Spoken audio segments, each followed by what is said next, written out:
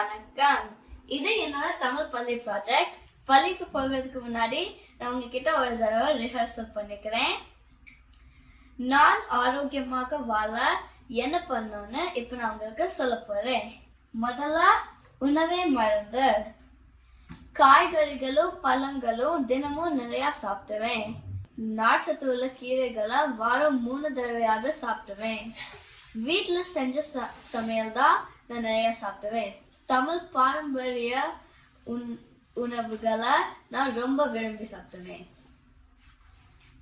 உங்க உடம்புக்கு உணவு எவ்வளோ முக்கியமோ அதே அளவு தண்ணியும் முக்கியம்.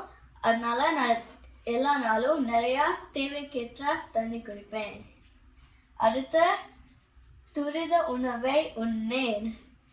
துரித உணவுனா ஜங்க் ஃபுட், பதப்படுத்தப்பட்ட உணவுகள், அதாவது ப்ராசஸ் ஃபுட்டை நான் சாப்பிட மாட்டேன்.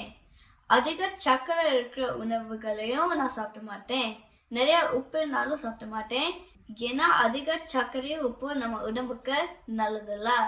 செயற்கை நிறமிகள், அதாவது ஆர்டிஃபிஷியல் ஃபுட் கலரிங் இருக்கிற உணவுகளையும் நான் சாப்பிட மாட்டேன். அடிக்கடி உணவகங்கள்ல சாப்பிட்றத நான் தவிர்ப்பேன். ஏன்னா நான் இப்போ சொன்ன எல்லாமே உணவகங்கள்ல இருக்கிற சாப்பாடுல இருக்கும். அடுத்து உடம்பை பேணுவேன். நான் தினமும் உடற்பயிற்சி செய்வேன். நல்லா ஓடி ஆடி விளையாடுவேன்.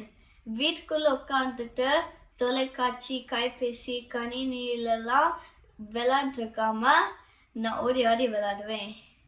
தினமும் குறைஞ்சபட்சம் 8 இல்லை 9 மணி நேரமாவது தூங்குவேன். எப்பயுமே சந்தோஷமா மன அமைதியோட வாழ்வேன்.